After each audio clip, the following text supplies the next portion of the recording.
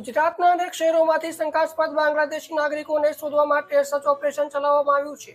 અમદાવાદ, સુરત, વડોદરા, રાજકોટ સહિતના વિવિધ વિસ્તારોમાં પોલીસ અને અન્ય એજન્સીઓ દ્વારા ચકાસણી અને પૂછપરછની કાર્યવાહી કરવામાં આવી રહી છે। અમદાવાદમાં ઓપરેશન ડેલ્ટા અંતર્ગત મોટી કાર્યવાહી દરમિયાન અનેક શંકાસ્પદ લોકોને રાઉન્ડ અપ કરવામાં આવ્યા હતા। પૂછપરછ બાદ કેટલાક લોકોને ડિટેન કરવામાં આવ્યા હોવાનું પોલીસ દ્વારા જણાવાયું છે। પરંતુ હવે સૌથી મોટો સવાલ, જો કોઈ વ્યક્તિ ગેરકાયદેસર રીતે સરહદ પાર કરીને ભારત સુધી પહોંચે છે તો તેને રહેવા માટે જગ્યા કોણ આપે છે? તેને ઓળખપત્ર, ભાડાનું મકાન અથવા રોજગાર મેળવવામાં મદદ કોણ કરે છે? માત્ર વ્યક્તિગત કિસ્સાઓ છે કે પછી કોઈ મોટું ગુજરાતમાં ગેરકાયદેસર નેટવર્ક કાર્યરત છે? આ સવાલોના જવાબ તપાસ પૂર્ણ થયા પછી જ સ્પષ્ટ થઈ શકશે। ગુજરાત દેશના સૌથી ઝડપી વિકાસ પામતા રાજ્યોમાંનું એક રાજ્ય છે। અહીં રોજગાર અને વ્યવસાયની અનેક તકો ઉપલબ્ધ છે, પરંતુ જ્યારે ગેરકાયદેસર રીતે દેશમાં પ્રવેશ કરનારા લોકો અંગેના અહેવાલો સામે આવે છે ત્યારે સુરક્ષા સંબંધિત ચિંતાઓ પણ વધે છે। કાયદા અમલમાં મુકતી એજન્સીઓ હાલ દસ્તાવેજોની ચકાસણી, ઓળખની પુષ્ટિ અને અન્ય જરૂરી તપાસ કરી રહી છે।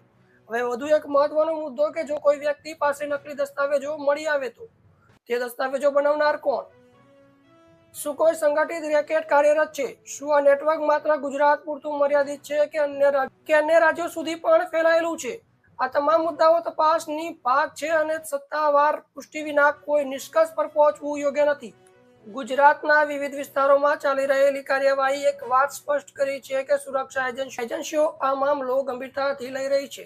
અમદાવાદમાં હોય કે સુરતમાં, રાજકોટમાં હોય કે વડોદરામાં, જ્યાં જ્યાં શંકાસ્પદ માહિતી મળી રહી છે ત્યાં તપાસ અને ચકાસણી કરવામાં આવી રહી છે। સૌથી મોટો સવાલ કે શું આવી કાર્યવાહી માત્ર એક દિવસ પૂરતી મર્યાદિત રહેશે કે પછી ભવિષ્યમાં પણ આવા સર્ચ ઓપરેશન વધુ વ્યાપક સ્તરે ચાલુ રહેશે? શું આ કાર્યવાહીમાં કોઈ મોટા નેટવર્કનો પર્દાફાશ થશે? આવા અનેક સવાલોના જવાબ આગામી દિવસોમાં તપાસ આગળ વધતા સામે આવી શકે છે। આ સમગ્ર મામલે પોલીસ અને સંબંધિત એજન્સીઓની સત્તાવાર માહિતી અને તપાસના પરિણામો જ અંતિમ માનવામાં આવશે।